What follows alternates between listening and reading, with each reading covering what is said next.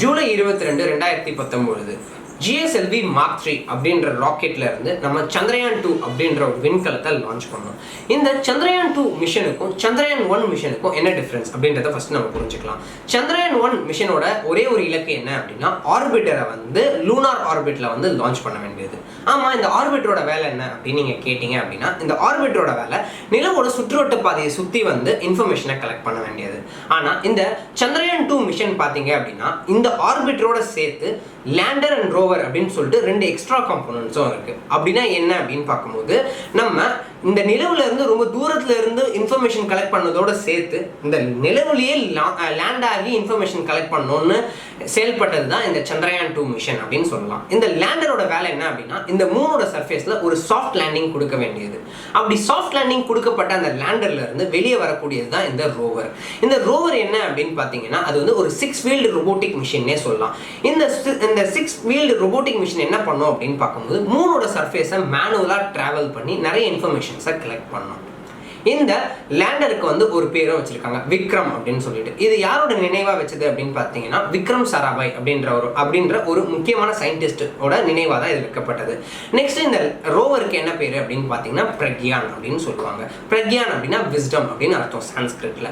இந்த மூணும் சேர்ந்தது தான் இந்த சந்திரயான் 2 அப்படின்ற ஒரு விண்கலம். இந்த சந்திரயான் 2 அப்படின்ற விண்கலம் ஃபர்ஸ்ட் வந்து பார்க்கும்போது இந்த ஆர்பிட்டரும் லேண்டரும் சேர்ந்து இருக்கும். இந்த லேண்டருக்குள்ள தான் இந்த ரோவர் இருக்கும். இதுதான் வந்து ஜூலை 22, 2019 லான்ச் பண்ணோம். நெக்ஸ்ட் ஆகஸ்ட் 20, 2019 இந்த பர்டிகுலர் ஸ்பேஸ் கிராஃப்ட் வந்து லூனார் ஆர்பிட்டர் சென்றடைஞ்சது. நெக்ஸ்ட் செப்டம்பர் 2, 2019 இந்த லேண்டர் வந்து இந்த ஆர்பிட்டர்ல இருந்து பிரிய ஆரம்பிச்சது. நெக்ஸ்ட் செப்டம்பர் 7, 2019 கரெக்டா சொல்லணும் அப்படின்னா ஒரு காலையில ஒரு 1 மணில இருந்து 2 மணிக்குள்ள, விடிய காலையில 1ல இருந்து 2 மணிக்குள்ள இந்த பர்டிகுலர் லேண்டர் வந்து மூன்ல வந்து ஒரு சாஃப்ட் லேண்டிங் பண்ணும் அப்படின்றத பார்க்கறதுக்கு இந்தியா மட்டும் இல்லைங்க, மொத்த உலக அரங்கமே இதை உத்து நோக்கிட்டு இருந்தது. அந்த அளவுக்கு ஒரு முக்கியமான நிகழ்வு. ஆனா இந்த லேண்ட் ஆகும் அப்படின்னு சொன்ன அந்த கரெக்டான டைமுக்கு ஒரு 2 நிமிஷம் முன்னாடி ஏதோ ஒரு விஷயத்தால நம்மளோட இணைப்பு துண்டிக்கப்பட்டது. அதாவது நம்ம என்னென்னலாம் கனெக்ஷன் இந்த லேண்டரோட வச்சுட்டு இருந்தோமோ அந்த சிக்னல் வந்து லாஸ் ஆயிடுச்சு.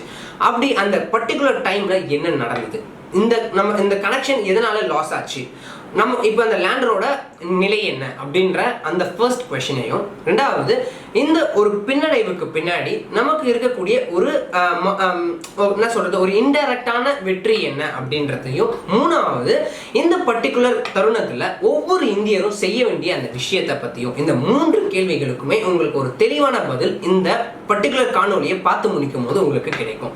வாங்க வீடியோக்குள்ள போலாம். விக்ரம் அப்படின்னு சொல்லக்கூடிய இந்த லேண்டருக்கு என்ன ஆச்சு அப்படின்னு தெரிஞ்சுக்கிறதுக்கு முன்னாடி இந்த பர்டிகுலர் சந்திரயான் 2 மிஷன் எவ்வளோ ஒரு கடினமான மிஷன் அப்படின்றத நம்ம கிளீனாக தெரிஞ்சுக்கலாம். முதல் காரணம், இந்த உலகத்துல மொத்தம் 190 நாடுகள் இருக்கு. அதுல எத்தனையோ வளர்ந்த நாடுகள் இருக்கு. ஆனா இத்தனை வளர்ந்த நாடுகள் எத்தனையோ முயற்சி செஞ்சோம், வெறும் 3 நாடால மட்டும்தான் இது வரைக்கும் மூணுல வந்து சாஃப்ட் லேண்டிங் பண்ண முடிஞ்சது. என்ன இந்த 3 நாடுகள் அப்படின்னு பாத்தீங்கன்னா, ஒன்னு வந்து USA, இன்னொன்னு ரஷ்யா, இன்னொன்னு சைனா. இதுக்கு அடுத்தது அதாவது 4வது இடத்துல இந்தியா வந்து இடம் பிடிச்சிருக்கும். இந்த பர்டிகுலர் விக்ரம் அப்படின்ற லேண்டர் வந்து சாஃப்ட் லேண்டிங் பண்ணியிருந்ததுன்னா அப்போ இதுலயும் உங்களுக்கு தெரிஞ்சிருக்கும் இது எவ்வளவு ஒரு கடினமான செயல் அப்படின்னு சொல்லிட்டு. 2வது காரணம் என்ன அப்படின்னு பாத்தீங்க அப்படின்னா, நான் சொன்ன இந்த 3 நாடுகள்ல எடுத்தீங்கன்னாலும் எந்த ஒரு நாடுமே இந்த மூணோட சவுத் போல்ல வந்து இந்த சாஃப்ட் லேண்டிங் பண்ணது கிடையாது. ஆனா நம்மளோட சந்திரயான் 2 மிஷன் அப்படின்றது வந்து மூணோட சவுத் போல்ல சாஃப்ட் லேண்டிங் பண்றதுக்காகவே உருவாக்கப்பட்டது. அந்த இலக்கு தான் நம்மளோட உயரிய இலக்கு. ஏன் சவுத் போல் அவ்வளோ கஷ்டம் அப்படின்னு பாத்தீங்க அப்படின்னா, அங்க வந்து நிறைய கிராட்டர்ஸ் இருக்கும். அப்படின்னா அப்ஸ் அண்ட் டவுன்ஸ் அப்படின்னு சொல்லுவாங்க, குண்டும் குழியுமா இருக்கும் அப்படின்னு சொல்லுவாங்க.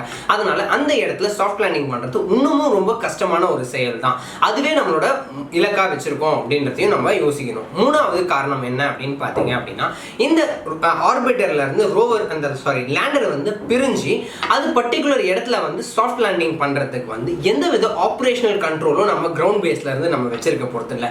இது எல்லாமே வந்து பாத்தீங்க அப்படின்னா ஆர்டிஃபிஷியல் இன்டெலிஜென்ஸ் மூலியமா நடக்க போகுது. அதாவது மிஷின் லேர்னிங் அப்படின்னு சொல்லுவாங்க.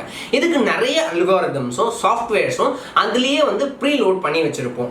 இது எல்லாமே இப்படிதான் நடக்கணும் அப்படின்னு சொல்லிட்டு நமக்கு முன்னாடியே எல்லாத்தையுமே சொல்லி வச்சிருவோம். அப்படி பார்த்தீங்க அப்படின்னா இது எல்லாமே, அதாவது இந்த ப்ரீலோடடான அல்காரிதம்ஸாக இருக்கட்டும், சாஃப்ட்வேராக இருக்கட்டும், மிஷின் லேர்னிங்கில் இருக்கக்கூடிய டெக்னிக்ஸாக இருக்கட்டும், அப்புறமா இந்த ராக்கெட்டாக இருக்கட்டும், இந்த பர்டிகுலர் சேட்டலைட்டாக இருக்கட்டும், இந்த ஸ்பேஸ் கிராஃப்டாக இருக்கட்டும், எல்லாமே பார்த்தீங்க அப்படின்னா இது எல்லாமே ஹோம் க்ரோன் டெக்னாலஜி அப்படின்றத தெரிஞ்சுக்கோங்க. ஹோம் க்ரோன் டெக்னாலஜி அப்படின்னா எந்தவித வளர்ந்த நாடுகள் கிட்ட இருந்தும் நம்ம எந்தவித உதவியும் நாடாமல் இது ஃபுல்லாகவே உள்நாட்டு உற்பத்தி அப்படின்றதையும் நம்ம தெரிஞ்சுக்கணும். ஸோ அப்போ சந்திரயான் 2 மிஷன் அப்படின்னு பார்த்தீங்க அப்படின்னா it's fully made by Indians அப்படின்றத நம்ம ஞாபகம் வச்சுக்கணும். இந்த 3 காரணங்களை பார்க்கும்போது தான் இந்த சந்திரயான் 2 மிஷன் எவ்வளோ ஒரு உயரிய இலக்கு அப்படின்றத நம்ம புரிஞ்சிருக்கலாம். இந்த சந்திரயான் 2ஓட எய்ம் என்னன்றதை நம்ம தெரிஞ்சுக்கலாம். இந்த சந்திரயான் 2ஓட எய்ம் வந்து நிறைய இருந்தாலும், ஃபார் எக்ஸாம்பிள் மினரல் எக்ஸ்ப்ளோரேஷன், அப்புறமா வந்து கம்போசிஷன் ஐடென்டிஃபிகேஷன், அந்த மாதிரி நிறைய எய்ம்ஸ் இருந்தாலும் முக்கியமாக சொல்லக்கூடிய எய்ம் என்ன அப்படின்னா 2 முக்கியமான எய்ம்ஸ் இருக்குது. ஒன்று, உண்மையாகவே நிலவில் தண்ணீர் இருக்கா இல்லையா அப்படின்ற கண்டுபிடிக்கக்கூடிய ஒரு முக்கியமான எய்ம் இருக்குது அதுக்கு. 2வது முக்கியமான எய்ம் என்ன அப்படின்னு பார்த்தீங்க அப்படின்னா இந்த நிலவு தான் நம்மளோட ஏர்த்துக்கு பக்கத்தில் இருக்கக்கூடிய ஒரு நியரஸ்ட் காஸ்மிக் பாடி அப்படின்னு சொல்லலாம். அதில் இந்த சோலார் சிஸ்டத்தை பற்றியான சில முக்கியமான குறிப்புகள் இருக்குது, க்ளூஸ் இருக்குது அப்படின்னு தான் ரொம்ப காலமாக நம்ம நம்பிட்டு இருக்கோம்.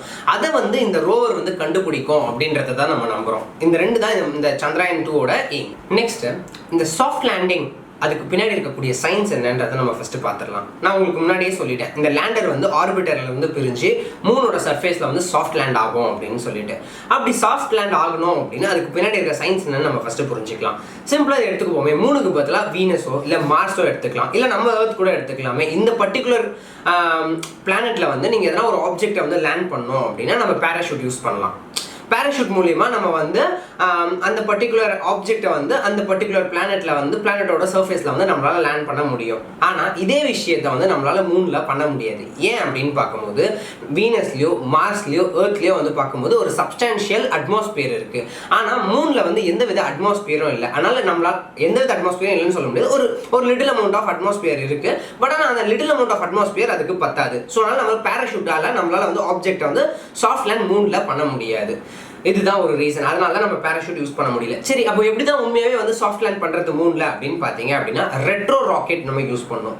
இது ரெட்ரோ ராக்கெட்னா என்ன அப்படின்னு நமக்கு புரியணும் அப்படின்னு வச்சுக்கோங்களேன். சிம்பிளாக ஒரு ராக்கெட் எடுத்துக்கலாம். ராக்கெட்டில் வந்து ஃபயர் எப்பவுமே எந்த டைரக்ஷனில் போகும்? டவுன்வர்ட் டைரக்ஷனில் வந்து ஃபயர் வரும்.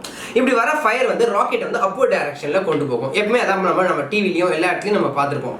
ராக்கெட் இருக்குது அப்படின்னா ஃபயர் வந்து டவுன்வர்ட் டைரக்ஷனில் இருக்கும். அந்த டவுன்வர்ட் டைரக்ஷனில் அந்த ஃபயர் போகிறதால அதோட ஃபோர்ஸ் வந்து அப்வர்ட் டைரக்ஷனில் ஆக்ட் ஆகும். அதனால ராக்கெட் வந்து மேலே போகும். இதை ரியல் டைம் எக்ஸாம்பிளில் சொல்லணும்னு வச்சுக்கோங்களேன். சிம்பிளாக ஒரு ஃபயர் ஆக்சிடென்ட் நடக்குது. ஒரு தீயணைப்பு துறையிலேருந்து வந்து அந்த ஃபயரை வந்து அணைப்பாங்க. ஒரு பைப்பில் வந்து ஃபுல்லாக வந்து வாட்டரை ஃப்ளஷ் பண்ணி அந்த ஃபயரை வந்து அணைக்க ட்ரை பண்ணுவாங்க. அப்படி பார்க்கும்போது இப்போ ஒரு பைப்பில் வந்து வாட்டர் வந்து ஹெவியாக ஒரு டைரக்ஷனில் போகுதுன்னு வச்சுக்கோங்க. இந்த டைரக்ஷனில் வந்து ஃப்ளஷ் ஆகுது அப்படின்னா அதுக்கு ஆப்போசிட் டைரக்ஷனில் ஒரு ஜர்க் வரும். நம்ம இப்படி பைப்பை பிடிச்சிட்டு இருக்கோம்னா நம்ம பின்னாடி வந்து ஒரு ஜர்க் வரும். அதுதான் இந்த சயின்ஸ்ன்றதை நம்ம புரிஞ்சுக்கணும். ஃபார் எக்ஸாம்பிள் இன்னும் கிளியராக சொல்லணும்னு வச்சுக்கோங்களேன். இதே ராக்கெட் வந்து இப்படி டவுன்வர்ட் டைரக்ஷன் வந்து இப்போ ஒரு இடத்துல வந்து லேண்ட் ஆக போகுது, ஒரு இடத்துல வந்து ஹிட் பண்ண போகுது அப்படின்னு வச்சுக்கோங்களேன். இந்த ராக்கெட்டோட பேக் சைடில் தான் ஃபயர் இருக்க போகுது. அதாவது ஃபயர் வந்து இந்த சைடு ஆப்போசிட் டைரக்ஷனில் வந்து ஆக்ட் ஆகும். ஃபயர் இப்படி வந்து ஆக்ட் ஆகும்போது அதோட ஆப்போசிட் ஃபோர்ஸ் வந்து ராக்கெட்டோட இந்த சைடு வந்து ஆக்ட் ஆகும். அப்போ வந்து ராக்கெட் வந்து டேரக்டாக வந்து இந்த இடத்துல ஹிட் ஆகும். அப்படி இருக்கும்போது இன்னும் இந்த ராக்கெட்டோட ஸ்பீட் வந்து இன்க்ரீஸ் ஆகும். ஏன்னா பேக்வர்ட் டைரக்ஷன் ஃபயர் போது அதோட ஆப்போசிட் டைரக்ஷன் இந்த சைடில் வந்து உங்களுக்கு ஃபோர்ஸ் வரும். அந்த ஃபோர்ஸில் வந்து ராக்கெட் வந்து இங்கே வந்து ஹிட் ஆகி ஒரு கிராஷ் லேண்டிங் நடக்கும். இந்த கிராஷ் லேண்டிங் பதிலாக ஒரு சாஃப்ட் லேண்டிங் இருக்கணும் அப்படின்னா இதே ராக்கெட் வரும்போது நம்ம ஃபயர் பேக் சைடுக்கு பதிலாக ஃப்ரண்ட் சைடில் வைப்போம். ஃப்ரண்ட் சைடில் ஃபயர் இருந்துன்னு வச்சுக்கோங்களேன். அப்போ ஃபோர்ஸ் வந்து இந்த சைடு, அதாவது ஃபயர் வந்து இந்த சைடில் ஆக்ட் ஆகும்போது அதோட பர்டிகுலர் ஃபோர்ஸ் வந்து ஆப்போசிட் டைரக்ஷன்ல இப்படி ஆக்ட் ஆகும். அப்போ ராக்கெட் ஆல்ரெடி இந்த டைரக்ஷன்ல வருது. அப்போ இது ரெண்டும் சேர்ந்து என்ன ஆகும் அப்படின்னா நியூட்ரலைஸ் ஆகி கொஞ்சம் கொஞ்சமா வந்து சேஃபா இந்த இடத்துல வந்து லேண்ட் ஆகும். இதுதான் வந்து சாஃப்ட் லேண்டிங். இதே நம்ம வந்து இந்த பர்டிகுலர் விக்ரம் அப்படின்ற லேண்டர்லையும் நம்ம யூஸ் பண்றோம். இந்த விக்ரம் இந்த லேண்டர் எடுத்துக்கோங்களேன். இந்த போட்டோல வந்து பார்க்கும்போது உங்களுக்கு வந்து ஃபயர் வந்து டவுன்வர்ட் டைரக்ஷன்ல இருக்கும். அப்படி பார்க்கும்போது உங்களுக்கு வந்து இது வந்து லான்ச் ஆகிற மாதிரி தெரியும். ஆனால் இது ஆக்சுவலா லான்ச் இல்லை. இது என்ன பண்ணுது அப்படின்னா லேண்டர் வந்து இந்த சைட்ல வருது, ஒரு ஃபுல் ஃபோர்ஸில் வந்து இறங்க ட்ரை வந்து அப்போ ஃபயர் வந்து இந்த சைடில் அடிக்கும் போது இதோட பர்டிகுலர் ஃபோர்ஸ் வந்து இந்த சைடில் ஆக்ட் ஆகிறதால இது ரெண்டும் நியூட்ரலைஸ் ஆகி கொஞ்சம் கொஞ்சமாக இந்த லேண்டரை வந்து கீழே லூனார் சர்ஃபேஸில் வந்து அழகாக வந்து பிளேஸ் ஆகும்.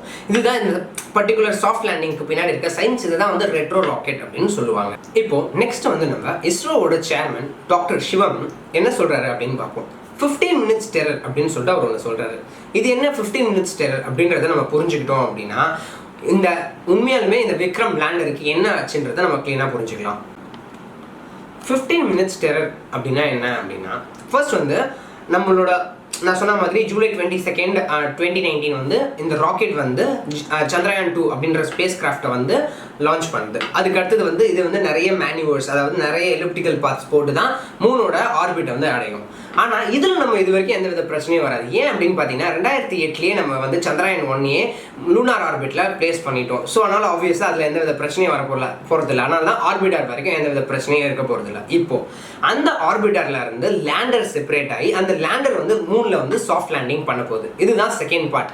இதுதான் 15 minutes டெரர் அப்படின்னு சொல்லிட்டு டாக்டர் சிவம் சொல்றாரு. இது என்ன அப்படின்னு பார்ப்போமே. ஃபர்ஸ்ட் ஸ்டேஜ் என்ன அப்படின்னா பவர்டு டிசென்ட் இனிஷியேஷன் அப்படின்னு சொல்லுவாங்க. ரொம்ப டெக்னிக்காலிட்டிலாம் நம்ம போக தேவையில்ல.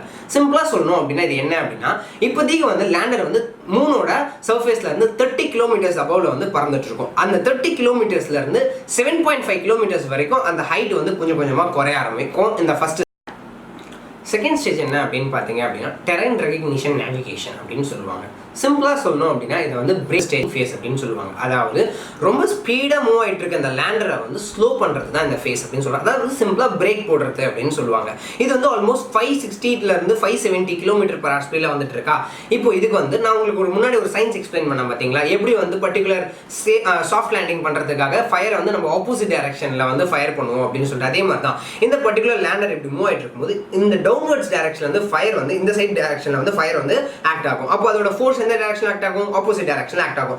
இப்போ இந்த டைரக்ஷன்ல இந்த ஃபோர்ஸ் வருது, இது ஆல்ரெடி இப்படி 560 km/h ஸ்பீட்ல வந்துட்டு இருக்கு. அப்போ இது என்ன நடக்கும் அப்படின்னா நியூட்ரலைஸ் ஆகி கொஞ்சம் கொஞ்சமா ஸ்பீட் கம்மியாகும். ஆல்மோஸ்ட் வந்து 350 km/h ஸ்பீடுக்கு குறைஞ்சி இந்த 7.5 கிலோமீட்டர்ல இருந்து ஆல்மோஸ்ட் ஒரு 2 ல இருந்து 5 கிலோமீட்டர்ஸ் வரைக்கும் இது கொண்டு வந்துருவாங்க அப்படின்னு சொல்றாங்க. இதான் செகண்ட். இப்போ தேர்ட் ஸ்டேஜ் என்ன அப்படின்னு பார்க்கும்போது ஹசார்ட் டிடெக்ஷன் அண்ட் அவாய்டன்ஸ். பேர்லயே இருக்கு பாத்தீங்களா. இப்போதான் இந்த பர்டிகுலர் லேண்டர் வந்து கீழே இருக்க ஏரியால என்னென்ன ஹசார்ட்ஸ்லாம் இருக்கு அதுக்கு ஏற்ற மாதிரி நேவிகேஷனை இது தொடரும். இப்போ இதுதான் வந்து டெக்னிக்காலிட்டி அதிகமாக இருக்கும். ஏன்னா இந்த இடத்துல வந்து பார்க்கும்போது கேமராஸ் இருக்கு, சென்சார்ஸ் இருக்கு, இதெல்லாம் வச்சு இது ரெகக்னிஷன் பண்ணும். இப்போ ஆல்மோஸ்ட் செகண்ட் ஸ்டேஜில் நான் சொல்லும் போது என்ன சொன்னேன் அப்படின்னு பார்க்கும்போது ஆல்மோஸ்ட் 7.5 கிலோமீட்டர்ஸ்ல இருந்து 2 to 5 கிலோமீட்டர்ஸ் வரைக்கும் இது வந்து டிசென்ட் ஆயிடும். அதாவது இதுக்கு முன்னாடி செகண்ட் ஸ்டேஜ் வந்து பார்த்தீங்கன்னா ஹைட்டும் கம்மியாகும், அதே சமயம் ஸ்பீடும் கம்மியாகும். தேர்ட் ஸ்டேஜில் என்ன நடக்கும் அப்படின்னு பார்க்கும்போது இந்த பர்டிகுலர் லேண்டர் வந்து டில்ட் ஆக ஆரம்பிக்கும். டில்ட் ஆகி இங்கே இருக்கக்கூடிய கீழே இருக்கக்கூடிய ஏரியாஸ் ஃபுல்லாத்தையும் செக் பண்ண ஆரம்பிக்கும். அதில் எந்த இடத்துல நம்ம லான்ச் ஆகலாம் அப்படின்னு சொல்லிட்டு.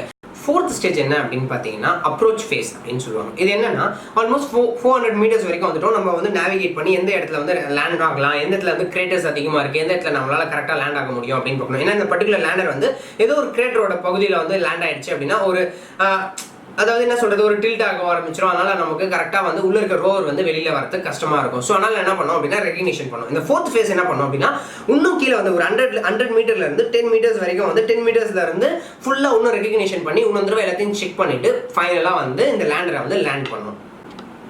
ஸோ நான் இப்போ உங்களுக்கு சொன்ன மாதிரி இந்த 4 ஃபேஸஸ்ல தான் வந்து இந்த லேண்டர், அதாவது விக்ரம் அப்படின்ற இந்த லேண்டர் வந்து ஆர்பிட்டர்ல இருந்து பிரிஞ்சு மூனோட சர்ஃபேஸ் வந்து சாஃப்ட் லேண்டிங் பண்றதுக்காக ஃபுல்லா டிசைன் பண்ணி அல்காரிதம்ஸ் வந்து ரெடி பண்ணி வச்சிருக்காங்க. ஆனா இந்த ஃபேஸ் வந்து பார்க்கும்போது ஃபர்ஸ்ட் ஃபேஸ் வந்து ஆல்மோஸ்ட் வந்து 11 மினிட்ஸ் எடுத்துக்கும். நான் சொன்ன 15 minutes டெரர் அப்படின்றதுல 11 மினிட்ஸ் ஃபர்ஸ்ட் ஃபேஸ் எடுத்துக்கும். அதாவது 30 கிலோமீட்டர்ல இருந்து 7.5 கிலோமீட்டர்ஸ் வந்துருச்சு பாத்தீங்களா அந்த இது. அதுக்கு அடுத்தது இந்த மீதி இருக்க 7.5 கிலோமீட்டர்ஸ்ல இருந்து கிரவுண்ட் லேண்ட் ஆகிறதுக்கு வந்து ஆல்மோஸ்ட் 4 மினிட்ஸ் தான். அதுலயும் லாஸ்ட் ஃபேஸ் வந்து பாத்தீங்கன்னா less than 1 மினிட்ல நடக்கக்கூடியது. ஸோ இதுதான் இந்த பர்டிகுலர் ப்ராஜெக்டோட ஒரு கிரிட்டிகாலிட்டி. அந்த அளவுக்கு இது வந்து ரொம்ப ரொம்ப ரொம்ப மைன்யூட்டா பண்ணணும், இல்லனா ஒரு பிரச்சனை வந்துரும். இப்போ பர்టిక్యులரா இப்போ என்ன நடக்குது அப்படின்னு பாக்கும்போது ஆல்மோஸ்ட் 2.1 கிலோமீட்டர்ஸ் அப்போ இருக்கும்போது, அதாவது ஃபேஸ் 2ல தான் பிரச்சனை வந்ததாக இஸ்ரோ சொல்றாங்க. இந்த ஃபேஸ் 2 என்ன அப்படின்னா பிரேக்கிங் ஃபேஸ். நான் சொன்ன மாதிரி அதாவது ஃபயரை வந்து ஆப்போசிட் டைரக்ஷன் ஆஃப் லேண்டர்ல வந்து ஃபயர் பண்ணி ஸ்பீடை கொஞ்சம் கம்மி பண்ணி நம்ம லேண்ட் பண்றது. அப்படி பண்ணும்போது என்ன நடக்குது அப்படின்னா இஸ்ரோட கிராஃப் காட்டுறதுல வந்து கிராஃப் வந்து ஸ்பீட் அண்ட் டைம் டிஸ்டன்ஸ் வந்து வேரி ஆயிட்டு இருக்கு. அதாவது பர்టిక్యులரா வந்து இந்த லேண்டர் வந்து இந்த ஒரு டைரக்ஷன் இந்த இடத்துல வந்து லேண்ட் ஆகணும் அப்படின்னா கொஞ்சம் தள்ளி போய் லேண்ட் ஆயிருக்கு. இதுதான் அந்த கிராஃப் காட்டுறது. அதுதான் இப்போ நம்ம புரிஞ்சிக்க வேண்டிய ஒரு விஷயமும் கூட. சரி, அப்படி பார்க்கும்போது பிரேக்கிங் ஃபேஸ்ல ஒன்னு வந்து த்ரஸ்ட் அதிகமாக கொடுத்துருக்கலாம், இல்லை கம்மியாக கொடுத்துருக்கலாம். நமக்கு ஒன்றும் கிளியரா எனக்கு தெரியாது. ஏன்னா இஸ்ரோ வந்து இன்னும் கரெக்டான ஒரு ஃபேக்சுவலான இன்ஃபர்மேஷனை வந்து ரிலீஸ் பண்ணல. இன்னும் அவங்க சர்ச் பண்ணிட்டு இருக்காங்க, ரிசர்ச் பண்ணிட்டு இருக்காங்க எந்த பர்டிகுலர் விஷயத்துல வந்து இது போயிருக்கும் அப்படின்னு சொல்லிட்டு. இதெல்லாம் நான் சொல்றதுலாம் வந்து மேபி ஒரு ரீசனா கூட இருக்கலாம் அப்படின்றத தான் நான் எக்ஸ்பிளைன் பண்றேன் அவங்க கிட்ட. இந்த ரீசன்ஸ் வந்து டெம்பரரி ரீசன்ஸாகவும் இருக்கலாம், பெர்மனன்ட் ரீசன்ஸாகவும் இருக்கலாம். ஃபர்ஸ்ட் நம்ம பெர்மனன்ட் ரீசன்ஸ் அப்படின்றத நம்ம எப்படின்றத கிளியராக புரிஞ்சுக்கலாம். இப்போ நான் சொன்ன மாதிரி இந்த பிரேக்கிங் ஃபேஸில் தான் ஏதோ ஒரு இஷ்யூ நடந்திருக்கு. அதாவது இந்த த்ரஸ்ட் வந்து ஒன்று அதிகமாக கொடுத்துருக்கலாம், இல்லை கம்மியாக கொடுத்துருக்கலாம். சப்போஸ் அதிகமாக கொடுத்துருக்காங்கன்னு வச்சுக்கோங்களேன். இந்த த்ரஸ்ட் என்ன பண்ணும் அப்படின்னா, இப்போ ஆல்ரெடி வந்து லேண்டர் இப்படி லேண்ட் ஆகிட்டே இருக்கு. இப்போ த்ரஸ்ட் வந்து ஃபயர் வந்து அதிகமாக கொடுத்துட்டாங்கன்னு வச்சுக்கோ, ஃபோர்ஸ் வந்து அதிகமாக ஆரம்பிச்சிடும். இந்த ஃபோர்ஸ் அதிகமாச்சுன்னா வர ஃபோர்ஸோட மேட்ச் ஆகி என்ன நடக்கும் அப்படின்னா, ஒரு பர்டிகுலர் டிஸ்டன்ஸ் வந்து மூவ் ஆக ஆரம்பிச்சிடும். பர்டிகுலர் டிஸ்டன்ஸ் மூவ் ஆச்சு அப்படின்னா அது ஆல்ரெடி நான் என்ன சொன்னேன் அப்படின்னா, ஃபர்ஸ்ட் ஃபேஸில் அது ஆல்மோஸ்ட் 560 km/h ஸ்பீடில் வரும். அதை வந்து நம்ம 350 km ஆகிறதுக்கு தான் அந்த த்ரஸ்டே கொடுக்குறோம். அப்போ ஆல்மோஸ்ட் சிம்பிளாக வச்சுக்கணும், ஒரு 400 அப்ராக்சிமேஷன் வச்சுக்கோங்க. 400 km அது போய் ஒரு இடத்துல லேண்ட் ஆச்சு அப்படின்னா அது கிராஷ் ஆகிறதுக்கு நிறைய வாய்ப்புகள் இருக்கு அப்படின்னு சொல்லிட்டு சில இஸ்ரோ சயின்டிஸ்ட் வந்து சொல்றாங்க. இதையும் நம்ம புரிஞ்சுக்கணும். நெக்ஸ்ட், இதுவே டெம்பரரி ரீசன் அப்படின்னு வச்சுக்கோங்களேன். டெம்பரரி ரீசன்னா எப்படி இருக்கும் அப்படின்னா, பர்டிகுலராக நம்ம வந்து இந்த பர்டிகுலர் லேண்டர் வந்து ஒரு இடத்துல போய் லேண்ட் ஆயிருக்கும். ஆனா நமக்கு அது கிட்ட இருக்கக்கூடிய கனெக்ஷன்ஸ் வந்து டோட்டலா இப்போதைக்கு லாஸ் ஆயிருக்கு. மேபி ஃபியூச்சர்ல வந்து அது ரீகெயின் ஆகிறதுக்கும் சில வாய்ப்புகள் இருக்கு. ஆனா இது எல்லாமே என்ன நடக்கும் ஏது நடக்கும்ன்றத இஸ்ரோ உங்களுக்கு கிளியரா சொல்லும். பட் நான் இதுல இருந்து இந்த வீடியோல என்ன சொல்ல வந்தேன் அப்படின்னா, இந்த த்ரஸ்ட் வந்து ஒரு காரணம். அது எதனால இப்படி மாறுச்சு, எதனால இந்த டைரக்ஷன் மாறுச்சு அப்படின்றத நம்ம புரிஞ்சுக்கிட்டோம். ஏன்னா ஆல்மோஸ்ட் 2.1 km மேல தான் இந்த பர்டிகுலர் இன்சிடென்ட் நடந்திருக்கு அப்படின்றத நம்ம புரிஞ்சுக்கணும். ஸோ இஸ்ரோவோட சேர்மனான டாக்டர் சிவம் சொன்ன மாதிரி 15 minutes of terror என்ன அப்படின்றத நம்ம புரிஞ்சுக்கிட்டோம். அதே மாதிரி இந்த பர்டிகுலர் லேண்டர், அதாவது விக்ரமோட நமக்கு இருந்த அந்த கனெக்ஷன் வந்து லாஸ் ஆனதுக்கு காரணம் பிரேக்கிங் ஃபேஸ்ல தான் அப்படின்றதையும் நம்ம புரிஞ்சுக்கிட்டோம். டைரக்ஷன், அதாவது அந்த கிராஃப்ல இருக்கக்கூடிய ஸ்பீட் அந்த டைம் அது வந்து வேரி ஆயிருக்கு. ஸோ அதனால வந்து இது ஒரு பர்மனன்ட் லாஸா இருக்கலாம், இல்லை டெம்பரரி லாஸா கூட இருக்கலாம் அப்படின்றதையும் நம்ம புரிஞ்சுக்கிட்டோம். இஸ்ரோவோட கரெக்டான முடிவு வராத வரைக்கும் நம்மளால எந்த டிசிஷனுக்கும் வர முடியாது. ஓகே, ஸோ இது எல்லாமே முடிஞ்சிருச்சு. ஸோ இப்போ இதே வச்சுக்குவோமே, இது வந்து இந்தியாவுக்கு என்னதான் ஒரு பின்னடைவாக இருந்தாலும், ஒரு கம்யூனிகேஷன் லாஸ் ஆயிடுச்சுல, என்னதான் இது ஒரு பின்னடைவாக இருந்தாலும், இது என்னதான் இப்படி இருந்தாலும் நமக்கு வந்து ஒரு சில மறைமுக வெற்றிகள் இருக்கு. என்ன அப்படின்னு பார்க்கும்போது, நம்மளோட ஆர்பிட்டர் இன்னும் வந்து நிலவோட ஆர்பிட்டர் சுற்றி இன்னும் வந்துட்டு தான் இருக்கு. அப்படி பார்க்கும்போது இதனால நமக்கு சில நன்மைகள் ஏற்படும். ஃபார் எக்ஸாம்பிள், இந்த ஆர்பிட்டர்ல நிறைய இன்ஸ்ட்ருமெண்ட்ஸ் இருந்தாலும் 3 முக்கியமான இன்ஸ்ட்ருமெண்ட்ஸ் அப்படின்னு பார்க்கும்போது SIR ரேடார் அப்படின்னு சொல்லலாம். இந்த ரேடார் என்ன பண்ணும் அப்படின்னா, மூணோட டெரைன் மேப்பிங்கை பண்ணும். அது மட்டும் இல்லாமல் இது வந்து வாட்டர் இருக்கா இல்லையா அப்படின்றத கண்டுபிடிக்கிறதுக்கு ஹெல்ப் பண்ணும். ஸோ இது இன்னும் இருக்கு. ஸோ நம்ம கிட்ட இன்னும் ஆர்பிட்டர் வந்து இன்னும் ரிவால்விங் ஸ்டேஜில் தான் இருக்குன்றதால இது ஒரு முக்கியமான விஷயம். ரெண்டாவது என்ன அப்படின்னு பார்க்கும்போது TMC அப்படின்னு சொல்லுவாங்க, அதாவது டெரைன் மேப்பிங் கேமரா அப்படின்னு சொல்லுவாங்க. இது மூலியமா என்ன பண்ணலாம் அப்படின்னா, நம்மளோட மூணை வந்து நல்லா கிரேட்டர்ஸ் இருக்கு பாத்தீங்களா, நிறைய கிரேட்டர்ஸ் இருக்குன்னு சொன்னா, அதாவது சவுத் போல்ல வந்து நிறைய கிரேட்டர்ஸ் இருக்குன்னு சொன்னா, அந்த மாதிரி கிரேட்டர்ஸ் எல்லா இடத்துலயும் இருக்கு. ஓகேவா? ஸோ அந்த கிரேட்டர்ஸோட 3D இமேஜஸ், அதாவது முப்பரிமாண புகைப்படம் வந்து நமக்கு கிடைக்கும். இன்னும் நல்லா கிளியர் HD குவாலிட்டியில நமக்கு கிளியரா கிடைக்கும். ஸோ அது மூலியமா நம்ம வந்து இன்னும் நம்ம நினைச்ச எல்லாமே அந்த cosmic age solar system evolution அதை பத்தியான சில இன்ஃபர்மேஷன்ஸ்லாம் எடுக்கலாம்னு சொன்ன பாத்தீங்களா, அதெல்லாம் கூட இதில் பாசிபிள். ஸோ ஃபர்ஸ்ட் ஒன்ல வாட்டர் இருக்கா இல்லையான்றதை கண்டுபிடிக்க முடியும். ரெண்டாவது TMCல வந்து நம்மளால வந்து இந்த பர்டிகுலர் கிரேட்டர் வந்து எப்படி இருக்கு, என்ன மெட்டீரியல் அப்படின்றத பண்ண முடியும். இது மட்டும் இல்லாமல் மினரல் எக்ஸ்ப்ளோரேஷனும் அந்த பர்டிகுலர் கேமரா வச்சு பண்ண முடியும். ஆனால் நம்ம ஏன் இப்போ லேண்டரை லான்ச் பண்ணோம் அப்படின்னு பார்க்கும்போது, இன்னும் கெத்தான ஒரு பர்டிகுலர் ஒரு ஸ்பெசிஃபிக் இன்ஃபர்மேஷனை நம்ம கேப்சர் பண்ணோம் அப்படின்றதுக்கு தான் எடுத்தோம். பட் ஆனால் இதுவே வந்து ஒரு வெற்றின்றதை நம்ம அப்பப்போ உணர மறந்துடுறோம். இதுவே நமக்கு இஸ்ரோக்கு கிடைச்ச ஒரு பெரிய வெற்றி தான். இப்போ நம்ம வீடியோவோட கடைசி பகுதிக்கு வந்திருப்போம். இதுல ஒவ்வொரு இந்தியரும் இப்போ இந்த நேரத்துல என்ன செய்யணும் அப்படின்றத நம்ம பார்க்கலாம். இப்போ நம்ம இஸ்ரோவே எடுத்துக்கலாம். அதோட ஆரம்ப கட்ட காலத்துல அந்த இஸ்ரோ கண்ட அவமானங்கள், கிண்டல் கேலிகள் கொஞ்சம் நெஞ்சம் இல்லை. அதோட ஒவ்வொரு முயற்சியும் உதாசீனப்படுத்துறாங்க இப்போ இருக்கக்கூடிய வளர்ந்த நாடுகள். ஆனா இது எதையுமே பெருசா எடுத்துக்காத இஸ்ரோ அதோட முயற்சியை என்னைக்குமே கைவிட்டதில்லை. அது ஒவ்வொரு தடவையும் இவங்க உதாசீனப்படுத்தும் போது அதோட முயற்சியை மென்மேலும் அதிகப்படுத்தி அதோட சாதனைகளை புரிஞ்சு இப்போ இருக்கக்கூடிய இந்த நிலையை அடைஞ்சிருக்கு. பல வளர்ந்த நாடுகள் உண்மையாலுமே இஸ்ரோவால் நிலவோட சுற்றுவட்ட பாதையில் ஒரு செயற்கைக்கோளை அனுப்ப முடியுமா அப்படின்ற ஒரு கேள்விக்குறியோட பார்த்ததற்கு பதிலடியாக 2008 சந்திரயான் 1 எனப்படும் செயற்கைக்கோளை நிலவோட சுற்றுவட்ட பாதையில் நிலைநிறுத்தி வெற்றி கண்டது இஸ்ரோ. பல வளர்ந்த நாடுகளால் கூட அதன் முதல் முயற்சியில் செவ்வாய் கிரகத்தில் செயற்கைக்கோளை இயக்க முடியாத நிலையில் 2012 மங்கள்யான் எனப்படும் செயற்கைக்கோளை செவ்வாய் கிரகத்தின் சுற்றுவட்ட பாதையில் நிலைநிறுத்தி இந்த உலகத்தையே திரும்பி பார்க்க வைத்தது இஸ்ரோ. 1, 2, 3, 4 அல்ல, 104 செயற்கைக்கோளை ஒரே நேரத்தில் விண்ணில் செலுத்தி மாபெரும் சாதனை புரிந்து இந்தியர்கள் ஒவ்வொருவரையும் பெருமைப்பட வைத்தது இஸ்ரோ. இப்படி நிறைய சாதனை தான் இப்போ இஸ்ரோ பண்ணியிருக்கு. இதில் வந்து பார்க்கும்போது இப்போ இருக்கக்கூடிய இந்த மொமெண்ட் வந்து நமக்கு ஒரு கடினமான மொமெண்ட் தான். அந்த மொமெண்ட்டில் நம்ம ஒவ்வொரு இந்தியனும் தான் அந்த இஸ்ரோவுக்கு வந்து தேவையான ஊக்கத்தை வந்து நம்ம கண்டிப்பாக நம்ம செலுத்தணும். ஸோ அப்படி நம்ம செலுத்தணும் அப்படின்னா அது வந்து இவங்களுக்கு மட்டும் இல்லாமல் நிறைய விஞ்ஞானிகளுக்கு வந்து ஒரு பெரிய சப்போர்ட்டிவாகவே இது அமையும்.